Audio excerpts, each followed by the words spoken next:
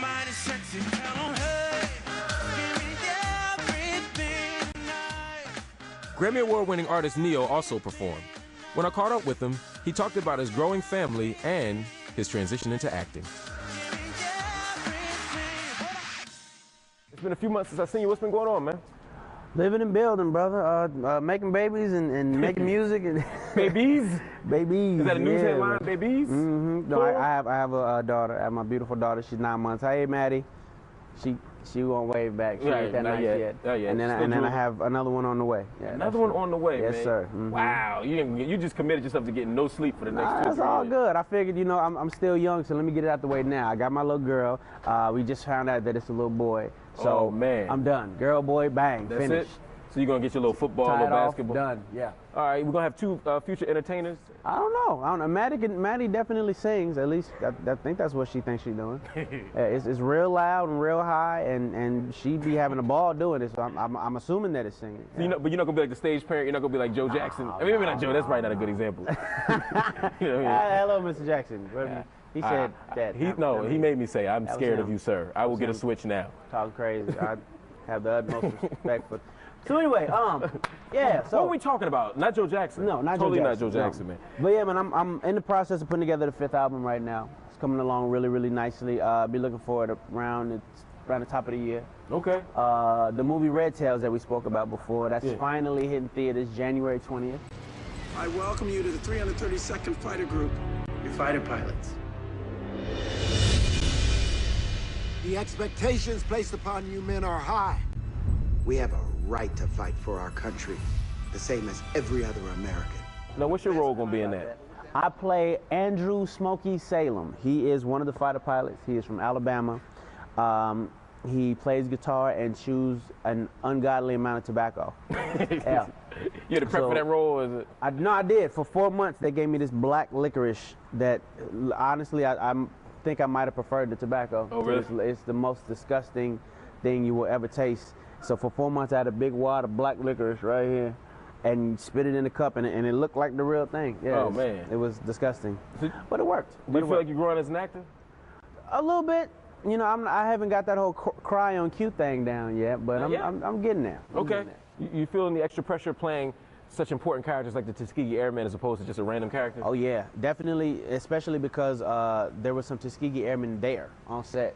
Oh, and they were like this. Oh yeah, Like you better not mess up. It was 80 plus. You can't say nothing to a dude that was 80 plus that been through what they've been through, and he's yelling at you like, "That ain't how it was. That ain't put the thing put."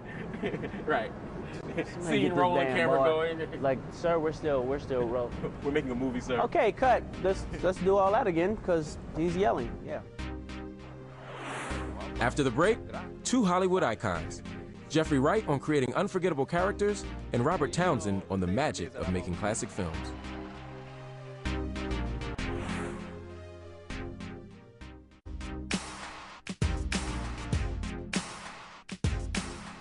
From Basquiat to Shaft to Ides of March, actor Jeffrey Wright is known for bringing life to unforgettable characters. He joined us at the Black Enterprise Pepsi Golf and Tennis Challenge to talk about his career and his latest venture in Africa. I think the first time that I took notice to you was in Shaft, when you played the character, I think it was Peoples. And I thought you were Dominican. I thought so too for a minute. That's a good thing.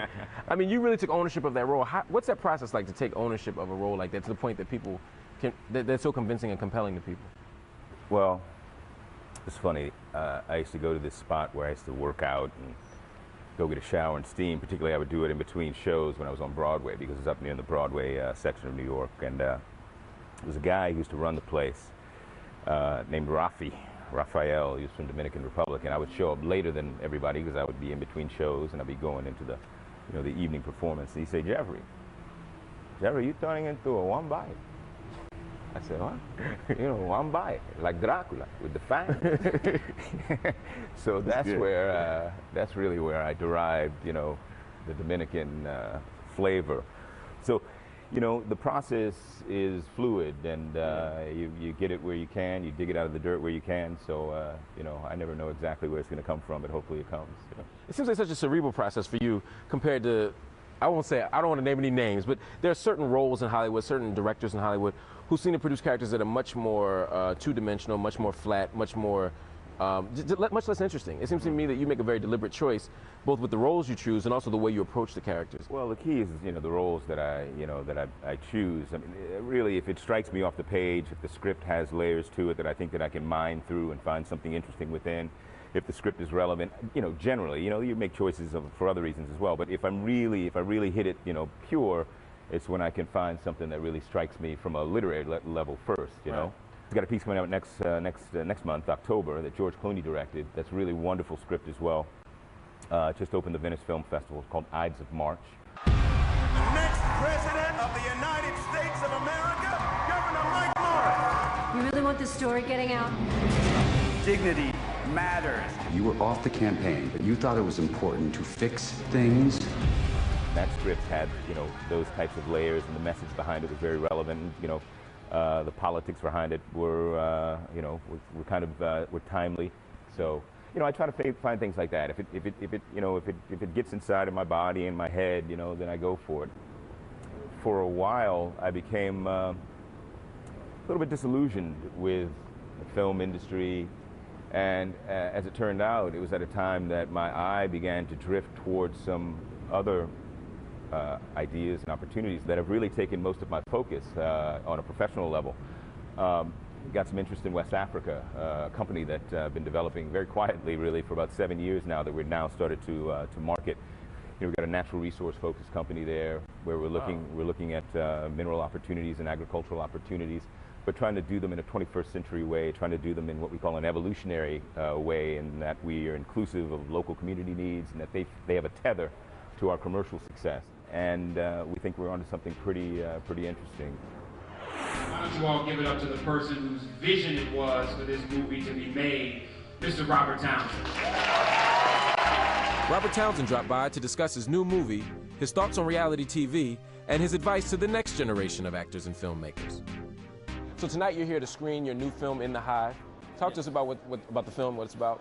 In the Hive is inspired by the events that happened at a school, a true story. Vivian Saunders started this school in North Carolina called The Hive, and it's a school for, kids that were kicked out of school all across North Carolina's Bertie County. And so it's like gangbangers, drug dealers, and the film is about how she turned their lives around and how she, with her non-traditional staff, worked with these kids and changed their lives. I can't believe that I have a son that I raised who don't know how to get paid. You see, that's the thing. You didn't raise me. I can remember every beating. The ones you gave Mama and the ones you gave me. One of the things that people are saying about the film, and the reviews are great, by the way. Thank you. But one of the things they're saying, though, is that this is a representation of black people that is beyond the norm, buffoonery or just excess violence, that it's a positive, strong, realistic story. How important is that to you to tell those kinds of stories? Well, the thing for me is that I've always lived in that space. I think, when people look at, my body of work, I always try to tell stories that are real, that are honest, that speak to something. Sometimes I think with a movie like this, you can tell a great story, entertain people, but make them think. Over the course of the 20 years, we've seen so many changes in Hollywood in certain ways. In other ways, things are very much the same. Right. How would you describe Hollywood today versus when you started? I think it's the best of times and it's the worst of times. I mean, on one level, you have certain, actors that have risen to superstar levels, but then now we have an infusion of a lot of reality shows, and so it's a lot of, the worst elements, when, people are spitting on each other or fighting, and it just brings out the worst. We don't have that many movies, so like within the Hive, it'll be one of 4 movies that will come out this year. Yeah. So we're in a different kind of time. So it's the best of times because a lot of actors of color are working in smaller roles, but not in lead roles. If you could give one piece of advice to the next generation of actors, filmmakers, producers, and so forth, what would it be? Be fearless. Because I think what stops a lot of people is that they're afraid, they're scared, you know what I mean? And you have to really, you know, just meet your fears head on, because what happens is people are surrounded by negative people, so they may have a great idea, but that friend, it's only the person closest to you that can kill your dream. So what you know, because a lot of times it's not about the talent, it's just that my girlfriend doesn't believe in me, my boyfriend, my mama, my daddy, and so you got to clean the negativity, because the ideas could be really beautiful, but it's the confidence that comes with having that kernel of something that no one else knows about. We'll be right back.